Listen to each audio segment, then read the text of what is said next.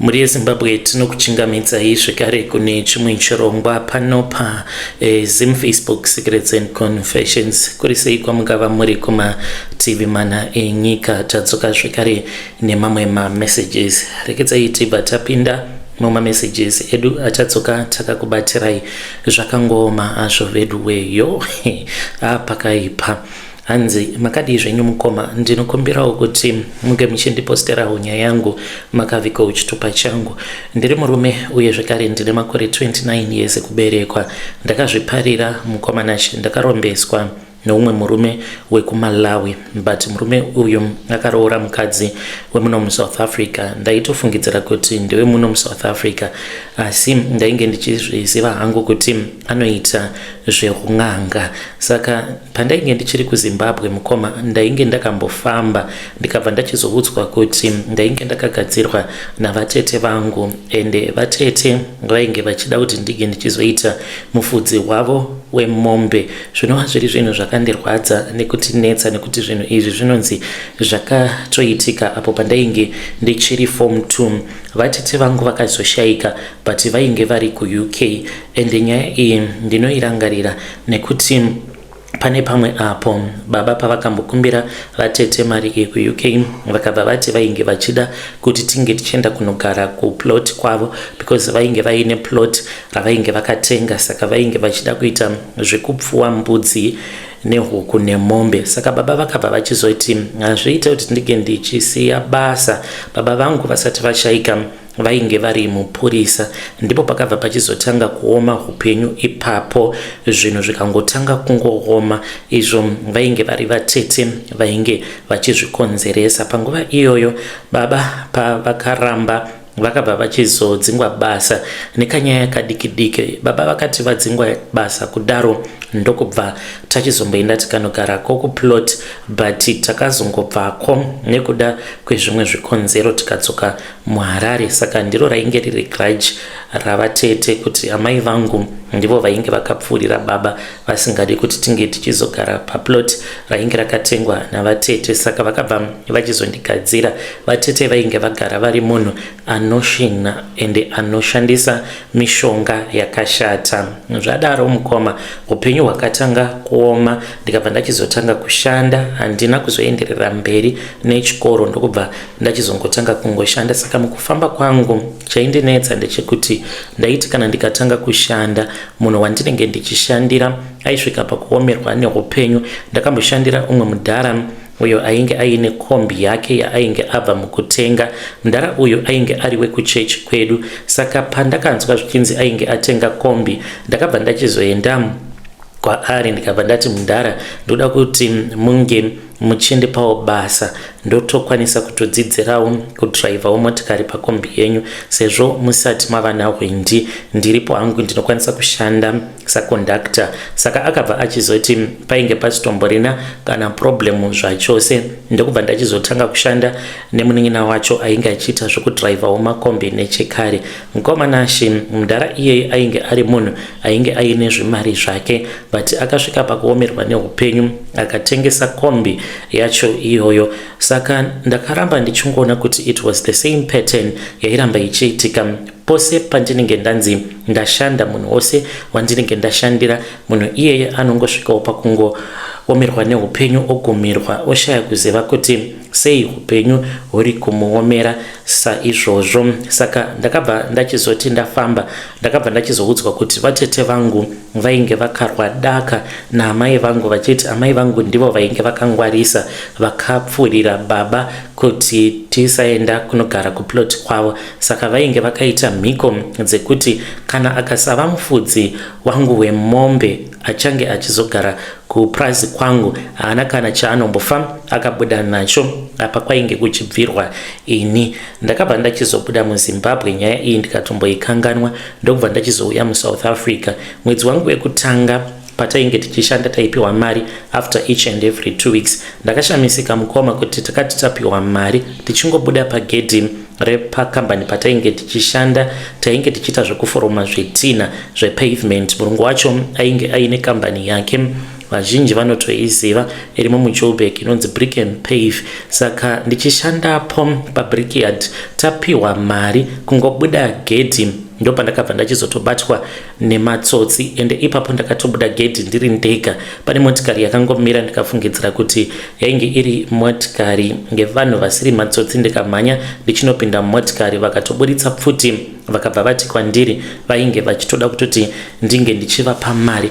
Ndakabva ndatorerwa mari, murungu akazosara obuda nepfuti, but ndainge ndatotorerwa mari nechekare. Saka zvakaramba zvongoitika, ndikazosiya basa ndikatanga kungoraramawo nemapiece jobs, but upenyu hwainge husingambochinji zvachose, yainge ingori same situation. Ndakati ndasvika pakurwadziwa neupenyu ndakamboenda kuchechi. Saka ndakaenda kuchechi kumasowe ndikambotanga kunamata muchechi idzi dzemasowe. Pane mumwe mukadzi uyo akati kwandiri, ndazoona maita mari, but mari iyi muchazoiita enyu nekufamba kwenguva, zvichatora makore. Ndikabva ndachizotanga kuenda kuPentecostal Church. Ndava kuenda kuPentecostal Church ndipo pandakabva ndachizorangarira chiprofita icho chandainge ndakambopiwa chekuti mari mumaoko angu, ndinayo mari, asi zvainge zvichazotora nguva kuti ndinge ndichizokwanisa kunzi ndava nemari, ndaita mari. Ndakabva ndati zvino zvandiri kuda kuti zvinhu zvangu zvinge zvichiitika nekukasika, ndinofanira kuti ndinge ndichitombofambawo ndiri ndega, ndinge ndichimbobvunzirawo kuti kosei ndiri kutadzawo kuti ndinge ndichipfuma sezvandainge ndakaudzwa kuti ndainge ndichazova mupfumi. Saka ndakabva ndachizotaura nemuSouth African wandaifungidzira kuti muSouth African but ari wekuMalawi, Sangoma, vakazondibatsira. Vakabva vachizoti painge pasina nyaya, ndaifanira kuti tige ndichizoya kumatare kwavo. Ndakabva ndachizoenda kudare kwavo. Ndakati ndaendako ndakabva ndachizonzi ndaifanira kuti ndinge ndichizoya negavakava, uye zvakare ndaifanira kuti ndinge ndichizotsvaka munhukadzi uyo wandinenge ndichabva mukudanana naye, wandinozorara naye. Ndikaita saizvozvo. Ndakabva ndaudzwa kuti sezvo ndainge ndasadzikisa mhiko, ndainge ndichazopota ndichinhonga mari kungofamba murengi ari makuseni kutonhonga wallet. Saka wallet iyoyo inenge iine mari. Mushonga wacho zvaunoita kana kuri kunzi panenge paine munhu anenge apinda mutauni obva awithdrawa mari iyoyo achingonoisa musamba make inobva yatorasika, anokwanisa kuona sekunge anenge achiri nemari but anenge asisina mari. Anozoti kana asvika kumba kwake akada kutanga kuweka kuti kumutauni macho chandambofambira chii chaizvo chandatenga nemari yose yandanga ndiinayo yanga yakawanda kudaro, anoshaya kuziva kuti anenge aita chii chaizvo nemari iyo yaanenge awithdrawa. Saka ndainge ndichifamba mumataxi rank akasiyana siyana ndichisiya mishonga, zvekare ndaienda pama-ATM. Kana ndikaenda pa-ATM ndobva ndazora gavakava riya, apo pandinenge ndichita sekunge ndiri kuwithdrawa mari, ndinenge ndakatobata gavakava rinenge riri diki mumaoko mangu, ndozora. Saka munhu anenge auya kuzowithdrawa mari yake, kana kuri kunzi anenge asina midzimu yakasimba, kana asinganamati zvekare, anobva achizongopinda mumashopu otenga kana zvinhu zvisina basa zvaanenge asina kumbofambira, kana kuti achida kubuditsa kana 100 rand chaiyo, kana kuri kunzi mubhengi make munenge muine 5000, anosvika pakuiwithdrawa yose mari iyoyo asingazivi kuti ari kuda kuita sei. Mari iyoyo yakawanda kudaro inobva yachizouya kwandiri. Zvino pandazotadza kuramba ndichiteverera mhiko idzi ndepekuti ndinorarama nekudya mugavakava wandinenge ndashandisa. Kana ndikatana gavakava ndikaenda mutauni naro ndikarishandisa, gavakava iroro ndinofanira kuti ndinge ndichizoridya. Inenge isimbori piece inenge yakakura, ndingangoti kubatanidza maoko angu maviri ndokukura kunenge kwakaita piece yacho yandinenge ndichifanira kuti ndinge ndichizodya. Zvino ndava nenguva yakareba ndichingodya mugavakava, ndatova nedambudziko mudumbu mangu munogara muchirwadza. Izvezvi mukoma ndichikutumidzirai confession iyi nditori mutoilet ndakagara paChemba kungodurura chete. Ndava kungogara ndiri padhuze nepanenge paine toilet because mudumbu mangu mava very loose. Ndakamboenda kuna chiremba, ndakango ndakavaudza kuti ndinofarira kunwa aloe vera, saka vakati inokwanisa kukonzeresa kuti ndirambe ndichingochaya, ende kana ndikatanga kuchaya mukoma ndinenge ndichiita kuklina mudumbu, saka mudumbu mangu mava kugara muchingorwadza, uye zvekare kumashure uku kwava kugara kuchingopisa nekuda kwekungogara ndichingodurura nguva dzose. Ndozviri kuitika izvi mukomanashi kwandiri. Hey vedare, ndo message iyo yandakatumidzirwa ichibva kuna mukoma vedu. Ngatizamei kuti tinge tichitaura navo mukoma vedu ava mucomment section. Hanzi ndichikutumidzirai confession yangu iyi, ndiri kukutumidzirai confession nditori mutoilet. Zvakangooma hazvo vedu we. Hanzi handina chandichakwanisa kuita nekuda kwekuti mhiko dzacho ndinofanira kuti ndingogara ndichingodya gavakava, ende gavakava iri zvarinoita kuti mudumbu mangu munge muchizoita loose. Yo pakaipa. Regedzei tibva taenda panyaya yedu inotevera. Inzwaiwo nyaya iri pano. Hanzi mukomana chemakadii zvenyu, ndinokumbirawo kuti munge muchindiposterawo nyaya yanguwo makaviga chitupa changu. Inini nemurume wangu tiri maelders kuchechi, tatobvawo zera ende tatova nevana vatokura, vana vedu vatoriwo kumamarriages. Saka weekend yadarika iyo ndakabata murume wangu ainge akabata bra, uye zvekare ainge aine underwear yangu iyo ainge akapfeka, but akapfeka necape pamusoro. Saka pandakaona akabata bra ndakabva ndachizodongorera ndichida kuona kuti kochi chaainge achida kuita.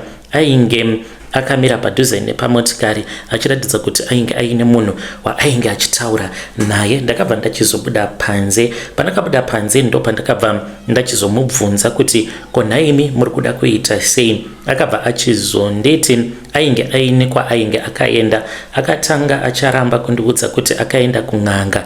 Ndakazozvisiva hangu ndikabatikana kuti ainge akaenda kun'anga. Ndikati kokutanga rini muchiita zvekuenda kun'anga? Saka kun'anga uku kwaakaenda murume wangu akabva achizonopiwa mushonga. Saka ipapo hanzi ndakatokanganisa zvinhu zvake zvaainge achida kuita. Anoti iye chipfeko changu chemukati chaainge akaisa muzasi mecape zvikari nebra ainge achifanira kuti ange achizozviisa mukaglove box kaya kemumotikari. Akati hanzi iprotection from cheating. Ndikati kutanga rini muchindifungira kuti ndinokwanisa kukuhurirai? Akangoti zvinonetsa. Saka nyaya iripo mukoma ndeyekuti murume wangu ari kufanira kuti ange achienda kuPoland, anoitawo zvekudriva matraki. Saka ari kuti ndiyo protection yacho kuitira kuti kana akazoenda kuEurope ndisazosara ndichiita zvechihure kunoko. Handisi pfambi, but zvinhu izvi zvandakaona zvichiitwa nemurume wangu ndakabatikanawo nazvo. Zvinoitawo here kuti munhu waelder ange achizoenda kun'anga plus ange achizonopiwa mishonga yakapiwa? Now handichazivi kuti ichokwadi here chaakandiudza, nekuda kwemamwe maconfessions avo andinonzwa pano vanhu vachitaura zvavanenge vachitaura. Kukana kuri kunzi kuinda kwaakaita kun'anga akatoenda kunoromba. Murume wangu ari kufanira kuti ange achizoenda kuPoland musi wa15 iwo uno mwedzi, ndopa ari kufanira kuti ange achienda kuPoland. Saka ndikudawo advice, ndichange ndichizotevererawo ndiri mucomment section.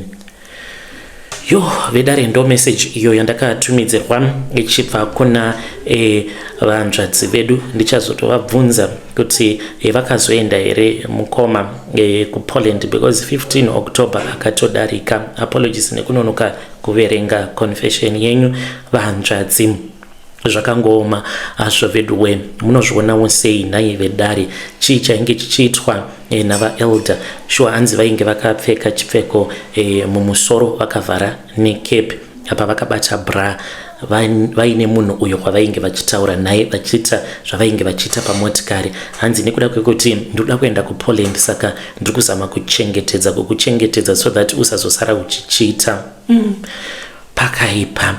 Regedzei tibva taenda panyaya yedu inotevera. Nyaya yedu inotevera yakamira sekudai. Hanzi mukomana chimakadii zvenyu, ndakatobvisirwa mari yepfuma nemurume uyo atisati tarara tose. Ndiri mudzimai uye zvekare ndine makore 25 years kuberekwa. Handisati ndakambosangana nemurume pabonde, uye zvekare handina mwana but mukoma ndine hope idzo dzandava kurota. Hope idzi ndakatanga kudzirota mushure mekunge ndaenda kumba kwaamai guru. Amai guru ava vainge vakaroorwa nabamukuru, but bamukuru vakashayika. Takakurawo tichingonzi amai guru vanoroya, amai guru vanoroya. Saka sezvo vainge vagere kumamusha, ndakangofungidzira kuti maybe it was because discrimination yekuti isusu tainge tigere kudhorobha ivo vagere kumamisha, ndokusaka vainge vachinzi vanoroya. Saka ndakabva ndachizoti ndoda kumboenda kunovaona. Ndaenda kwamukoma, vakabva vachizondipa mari apo pandainge ndava kuda kudzokera kuHarare kuti ndige ndichizodzoka kuno kuSouth Africa. Vakandipa mari inokwana iyo kuita $5. Vandipa $5 iyoyo, mukoma nashi ameno zvandakangonzwa so maoko angu kupisa, ndokubva ndachizoshandisa mari. Tainge takatomirira bhazi, vakanditi enda unotenga nemari iyoyo yandakupa. Ndikaenda ndikanotenga because ndainge ndichinzwa kungonyara. Ndakatenga ndokubva tadya tose zvandakatenga, then ndokubva ndachizodzokera kuHarare. Kubva zvandakabva kumusha, mukoma nashi ndine hope dzandiri kurota. Hope idzi dzandiri kurota, ndiri kurota gogo vangu. Gogo vari kuti kwandiri, uri kufanira kuti unge uchiramba murume wako akakuroora because wakaita mistake. Ndaifanira kunge dai ndakazokuudza inini kuti wawaifanira kuti unge uchizoroorwa naye ndiani. Kana ukaroorwa nemurume uyu, ziva kuti uchafa usina mwana nekuti mbereko yako yakatofarika nechekare. Saka ndikudawo advice kubva kune vedare renyu kuti zvose izvi zvandakaona nekurota ndinofanira kuti ndinge ndichiita sei. Ihope here ko vision. Ndakati nderimwe zuva ndiri kubasa ndine vision iyo yandakaona.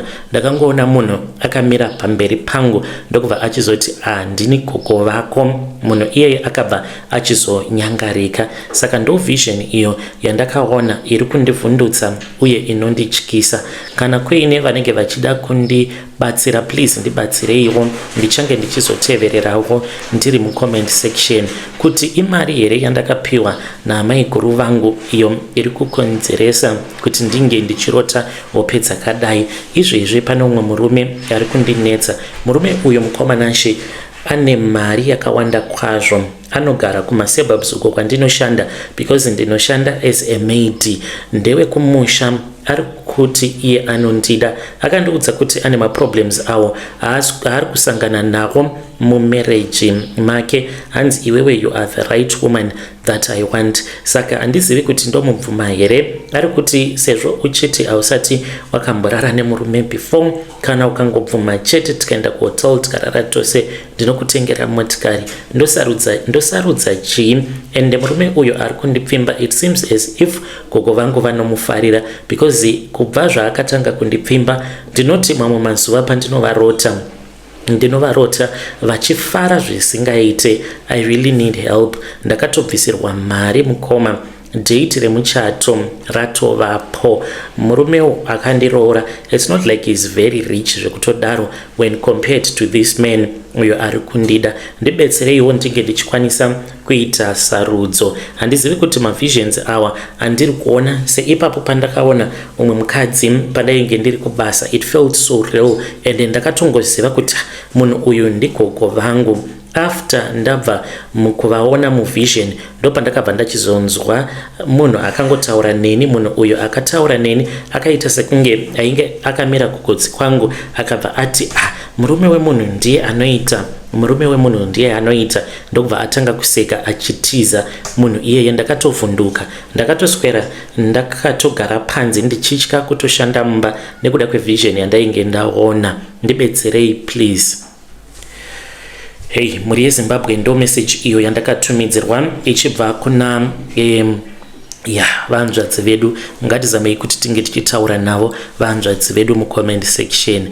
Ini ndinoona sekunge zvitongori pachena izvi vanzvadzi kuti mweya werima because munhu uyu wamuri kuti akataura ainge achita sekunge ainge akamira kumashure kwenyu, ndokubva atanga kutaura iye achiti murume wemunhu anoita, murume wemunhu anoita. Zvinoreva kutoti mweya wetsvina, ende chinokwanisa kuitika ndechekuti murume iyeye muchingobva mukurara naye haana chaachakutengerai, anobva angokurambai apa murume uyo wamuri kuti akakurorai ari kuzviziva kuti muchiri musikana akakwana. So I think kuti itori mweya yemadzinza isingadi kuti munge muchipinda mumarriage. Hamene kuti munozvionawo sei muri yeZimbabwe, ngatibatsirei mwanasikana uyu mucomment section. Yo zvakaipa, hanzi voice rakati murume wemunhu ndiye anoita. Yo yapakaipa, ndo rinonzi dhimoni ramakanzwa richitaura.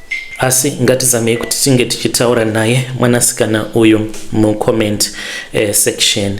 Regedzai tibva taenda panyedu inotevera. Yo inzwaiwo nyaya iri pano. Hanzi mukomana Ashi makadii zvenyu, ndinokumbirawo kuti muge muchindiposterawo nyaya yangu makavigawo chitupa changu. Ndiri mudzimai uye zvekare ndine makore 30 years kuberekwa. Ndine umwe mwana weimwe cousin sister yangu, but she is my bigger sister. Anogarawo muno muJoburg. Saka takatobva kumusha, but vamwe vachiriko kumusha zvavo. Ndatova ne3 days kubva zvandakabva kumusha. Izvi ndo zvakaitika. Mwana we cousin sister yangu iye yakangozvisungirira. Amenowo kuti chii chakaitika hapana kana anoziva kuti sei akazvisungirira. Kana amai vainge vachitoda kutozviuraya, nekuti ndivo vainge vagere naye mwana uyu, vainge vachigara naye nevamwe vazukuru. Hatizivi kuti umwe mweya wakaita sei, mweya wapindawo mumhuri. Saka dambudziko ravapo mukomana Ashi nderekudai. Kubva tiri muroad tichiinda, kubva ipapo patakanzwa kuti mwana wasisi azvisungirira, titori muroad tichiinda, sisi tainge tiinavo because tainge takatonzi tikufanira kuti tinge tichifamba navo tichimonita, because we were afraid kuti vanokwanisa kana kutozviurayawo. Saka sisi vakabva vachizoti tava mumesina, vakangonditora vakati mainini pane zviri kuitika.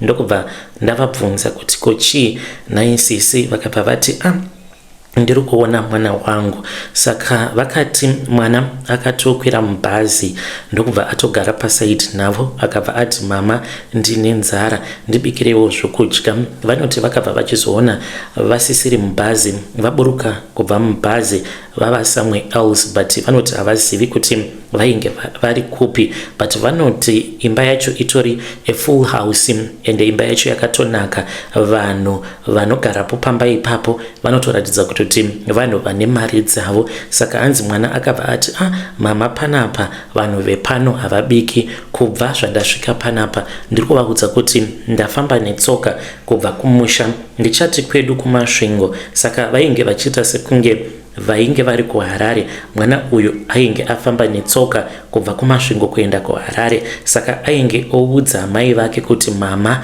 ndafamba netsoka kubva kumasvingo, mufunge zvenyu. Ndokubva ndachizouya kuno kuHarare. Vanhu ava ndavaudza kuti ndine nzara, chindibikirayo ka something. Ndiri kuziya uye zvekare nyota yangu yandiri kunzwa haitodzimurwi nemvura, kwete inotoda kudzimurwa neropa rinodziya rehuku ichangobva mukuurayiwa. Saka sisi pavakandiudza nyaya iyi ndakashamisika, ndikashaya kuziva kuti ndovapindura ndichiti kudii. Pandakada kuudza vamwe vana mukoma vatainge tiinavo, vakabva vachizondibata ruoko, vakabva vanditi usataura. Saka sisi vakati hanzi mwana akazoti vange vachibika porridge, vakabva vachizoribika porridge vakamupa. Vakaramba vachingorota hope idzi, ndichingovabvunza vachindiudza kuti ndine hope idzo dzandiri kurota. Saka now ndatova ne3 days ndiri kuno, sisi ndiri kutaura navo. Ndiri kuti kana ndikavabvunza vari kungondiudza kuti vari kungorota vachiuya kuzotorwa nemwana obva achizoenda navo komba ikoko, same house. Mufunge zvenyu uko kwaari kuenda nasisi vangu obva atanga kukomplaina kuti vanhu vepanapa vari kuda kuti ndinge ndichivashandira. Manje ndingagoita mushandi akaita sei asingapiwi kana zvokudya apa? Vari kungonditi ndinge ndichishanda apa, ndichishanda ndikuwadza kuti ndine nyota, havasi kuda kana kundiurayira huku yekuti ndinge ndichizonwa ropa rayo richiri kudziya. Handiti dai ndanga ndiine utsinye ndingadai ndatovaudza kuti vange vachiuraya ari munhu. Saka ndo zvandiri kuudzwa nasisi vari kunditi ndisaudza vamwe vana mukoma nedzimwe hama. Handiziviwo kuti munozvionawo sei mukoma shine muri yeZimbabwe. Ndotsvaka munhu wekuudza here kana kuti ndomboramba ndakanyarara kuti mwana wasisi kufa kwaakaita kuti pane munhu akatomuchekeresa here? I'm so confused. Kana ivo sisi vatori neconfusion on top of losing a son, then mwana ava kudzoka kwavari achiti kwandigere ndiri kuurawa nenzara. Mwana uyu vatichangobva mukoviga here? Nhai Mwari. Yo vedare, ndo message iyo yandakatumidzirwa ichibva kuna vanzvadzi vedu. Ngatizamei kuti tinge tichitaura navo vanzvadzi vedu mucomment section. Zvakangooma hazvo vedu we. Pakaipa. Munozvionawo sei muri yeZimbabwe? Mwana uyu anenge ari kutoshandisiwa.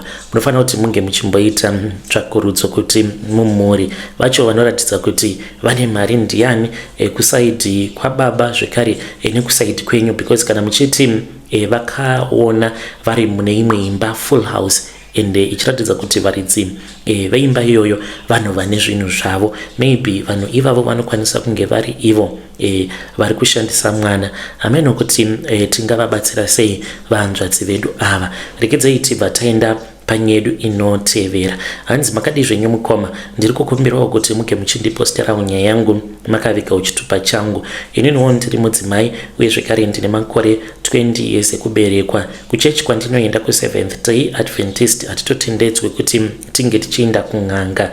So I am in a dilemma. Ndine mukomana wangu wandiri kudanana naye. Inini ndiri kuno kuZim, mukomana wangu ari kuSouth Africa.